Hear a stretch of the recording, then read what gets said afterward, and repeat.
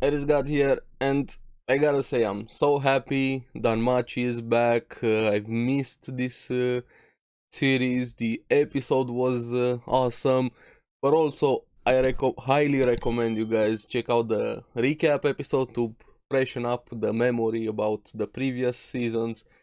Everything that happened was a really well made recap episode, and this one was a very aftermath in a way episode, and also preparations for the next adventures. I was so happy to see the characters being back, everything that happened after the fight with the Minotaur. Things are looking really good, especially that last scene in the episode. The characters have improved and grown through all of the adventures they had, and I can't wait to talk more about the series. I actually miss the series. Got me a bit even teared up thinking back at everything that happened with it. It's one of my close series that I got very attached to, even though I misjudged it at the beginning of season 1 just because of the name. I know I'm guilty of that, but after I gave it a proper chance, it's exactly what I like in anime. Adventures, fantasy, growing stronger, family, insert your Vin Diesel meme, gods related also with my name Ares, God of War, even though I'm not that huge of a fan with how Ares is portrayed in here, but still I find him fun. But overall, this is about Belle and the Hestia family and their adventures continuing, so let's get into it and talk about the first episode of this season.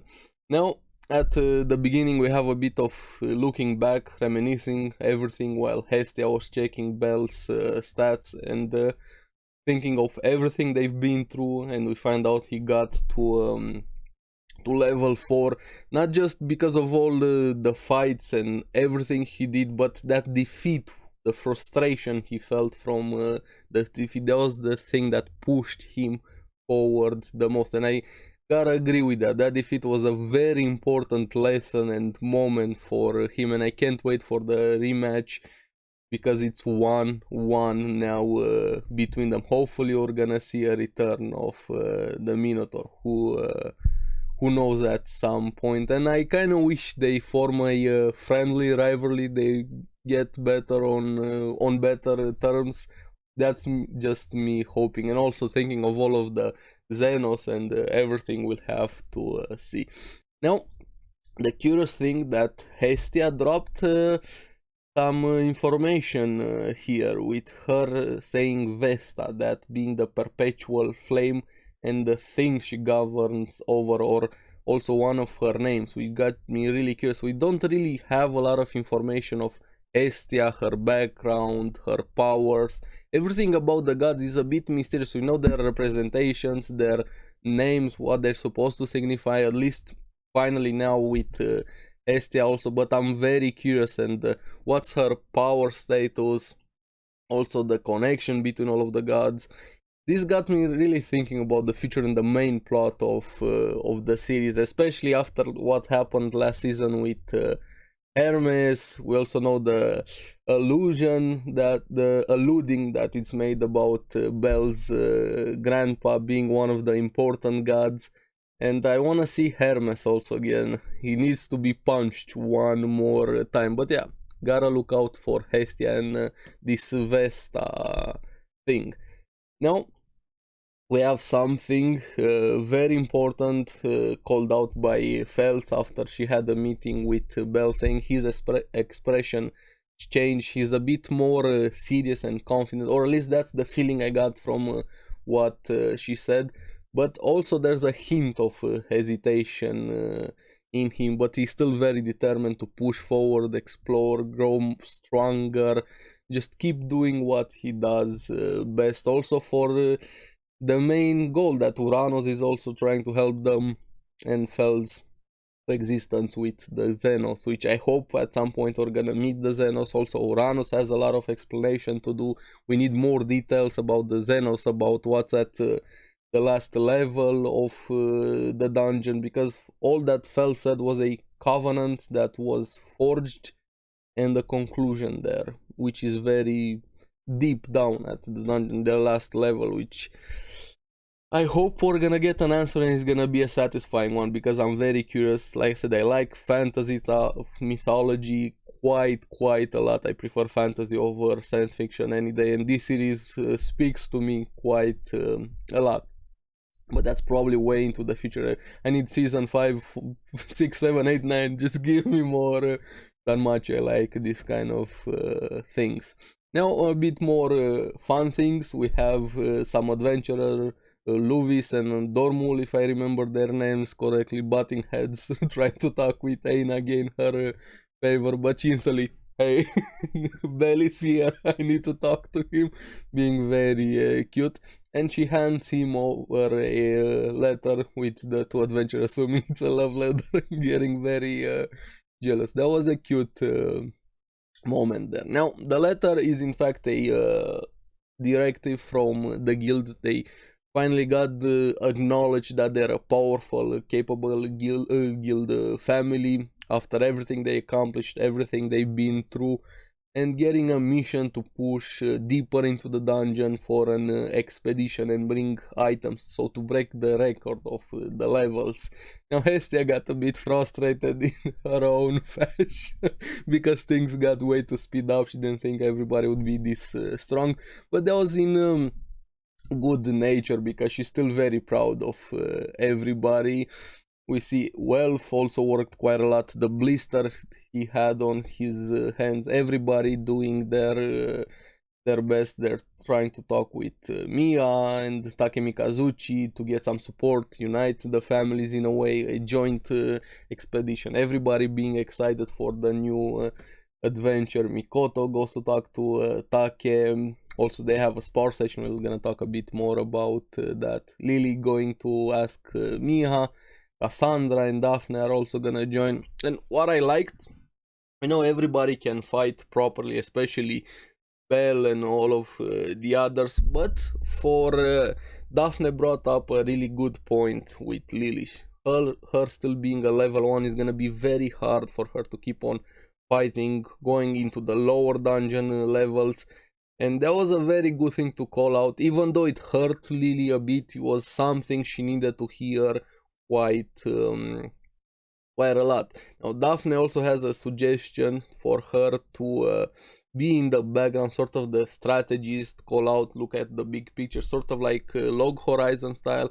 I don't think she's gonna be to the same level, but Lily, that's the best thing for her. Hopefully at some point Lily is gonna get to level 2, but this is a very good thing that Daphne told Lily there. And what I found the most fun, everybody was asking others, hey, come help us, we're gonna work together. But you have Giga Chad over here, Aisha going, Lily remembering Aisha going to them, and yes, I'm coming with you. They had no reason to refuse, but yeah, Aisha invited herself there. I like Aisha quite a lot. She's one of the hottest character in the series, especially the camera angles. I saw all of the camera angles in this episode, especially with Aisha. The way yeah, I agree with you guys. I agree there, but yeah, Aisha was awesome here. Now we have the sparring match, like I mentioned, Take winning the sparring match against Mikoto and giving her a obvious lesson, but very important one, that stats are not everything. You can be high level, have great stats, but you're lacking in technique, which is also very important. Focus on that, improve your skills, not just your stats are not everything. Now Mikoto wants a technique to be able to protect everybody, fight against powerful enemies. Take tries to help her. I don't know if he actually taught her a new technique. That's gonna be interesting when we're gonna have a proper fight, especially with the last scene. We're gonna talk more about that, but I'm happy everybody doing their best, preparing, working together. Even Oka going to Welf after everything that happened in between them, how they had that meeting. Like I said, watch the recap, going to talk to Welf to ask for a weapon especially made for him. And well, Frank, it's not cheap. Okay, give me a discount for the deal. You openly ask for a discount. But yeah, understandable. We'll have to see how much he paid for that. Now, Aisha being back into the scene with Haruhime, teasing her a bit. I always like Aisha teasing Haruhime. But again, a very important thing that also Haruhime needed to hear out. He's kind of a liability. The only thing she can provide is a level boost, not really a fighter. But this time Aisha wants to help her with a new drill to focus on her magic. But magic takes a long time to develop. But she has a shortcut, forcing out the magic with a grimoire. Now, I don't know how that is gonna work, how safe it is, what sort of magic and how powerful Haruhime is gonna get. But something needed to be done with Haruhime. She would have been a liability also, which I'm happy, and I gotta give credit to Aisha. I like how they're focusing on their weakness, being blunt about it, especially with Lily and Haruhime. We're gonna have to see how everybody has improved with Aisha's easy route, how she put it. Now, we had a bit more, another cute moment with Aina talking with Belle about the information, with monsters, dungeons level, gathering everything they could to be better prepared. Shows how much Belle has improved, not just with his confidence, but as an adventurer. Even Aina being very proud of him and thinking how much he has grown up from the boy that came to her, and blushing and being super cute, being lost into Belle, so to say. He was rambling about all of the information, and she was like, yeah, this year, and looking at him all starstruck there. She was very, very cute in that moment, even admitting that she's fallen hard. So another one falls for Belle. Now we'll see if anything happens between her, but Aina is one of the cute girls in the series. Even Hestia feeling the love aura while she was having dinner with Take, with Hephaestus, and Maya. I'm sorry, I always mispronounce his name. She felt that somebody was going after Belle. In this case being Aina. All of them talking, offering their support. Hephaestus, he's gonna have some people look over their house, especially blacksmiths. They wanted to use Welf's workshop, but also remember the debt. Hestia still has a very big debt to Hephaestus. But I'm happy, all of the gods working together, or at least the main gods we have seen so far. So I'm really curious what's happening with the Loki family. Ice also, what are they doing, especially after what happened last season. So we don't know anything about Loki and Hermes, the big questions that are left. That's gonna hopefully be answered moving forward with the season. Which, speaking of that, I heard we're gonna have like 22 episodes. That's just a rumor going around. I don't think it has been fully confirmed, but this is probably gonna be a more fleshed out episode, especially with the author being more involved, from what I've heard, which I'm really happy. I love Danmachi. Just give me more and more.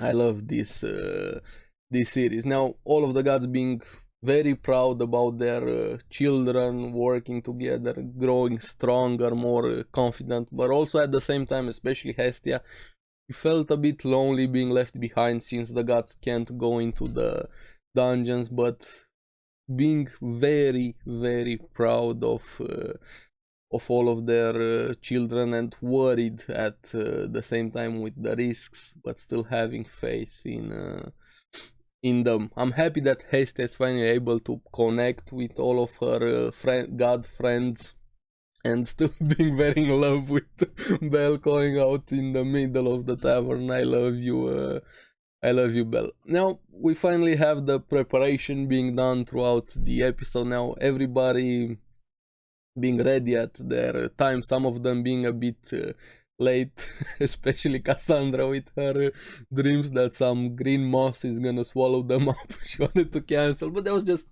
typical Cassandra. The adventure still goes on, Welf being a bit late because he worked on the weapons. Oka gets his weapon, a huge axe, which looks really good, and he's gonna have to work for it to pay for it, and another knife for Bell from Welf, an unicorn horn knife called Hakugen, which looks really good and kind of fits with his Hestia knife. He's gonna be dual wielding now, a bit better, having two proper weapons. And in the background, this was the cutest scene in the entire episode while he was getting the knife, looking over it, being all excited. You have Lily, small, yeah, in the background there, being a bit jealous. She didn't get anything probably. Now she was super cute in that scene. Now after this, they finally go into the dungeon, fighting monsters, insects. There are just way too many of them, and we finally have Bell showcasing a bit of his power, going after the nest. Everybody got really shocked. Like I mentioned in some previous video, my favorite thing to see in anime is seeing somebody shocked or amazed at a power up, a skill, a plot twist in that power style series. Something happened, some mastermind did something. My first thing is seeing shocked faces in anime. In this case, I had a bit of that with Bell firing off his firebolt, which looked really good. The animation has been pretty good so far, especially the firebolt, and he obliterated that nest, and everybody being amazed at what a level 4 means. And now they have two level 4s, Aisha and Bell. And yeah, I'm happy with the series being back. This, like I said, was a preparatory episode here, and also a setup thing with the last scene. This monster, which was not fully shown, dragging probably an adventurer's body with a leg cut off. I think that dude is more than dead. We'll see if he's still alive at some point, but an ominous aura about that monster. We're gonna have to see how powerful it is, so things are definitely gonna happen going with the lower levels. But yeah, Danmachi is back. Overall, I'm very happy with the episode. All of the characters have grown. We still have a lot of questions with the main plot. Hermes, Loki, Uranus, the Xenos, Bell's main skill with his improvement, the Minotaur, what happened with him, the last level of the dungeon, the thing that Hestia mentioned with Vesta and the perpetual flame. So many questions, which some of them are probably going to be answered in this season, some of them are not. We're also probably going to get new questions, but yeah, I'm really happy Danmachi is back. I'm curious what you guys think about the series so far. I've also covered season 3 in videos if you want to check that one out. Sorry about that. What do you think about the first episode? Are you excited that the series is back? What was your favorite moment in the series, and why was that Lily Ruka in the background being jealous? But yeah, let me know in the comments below what you guys thought about the first episode of the new season and the series overall, especially if you're an anime only or a source material. How do you feel so far with the series and this episode? And as always, thank you very much for watching. Remember to like and subscribe, helps me quite a lot, and you guys get the latest videos on the series that I follow. So keep enjoying Danmachi. I'll see you in the next one. Bye bye.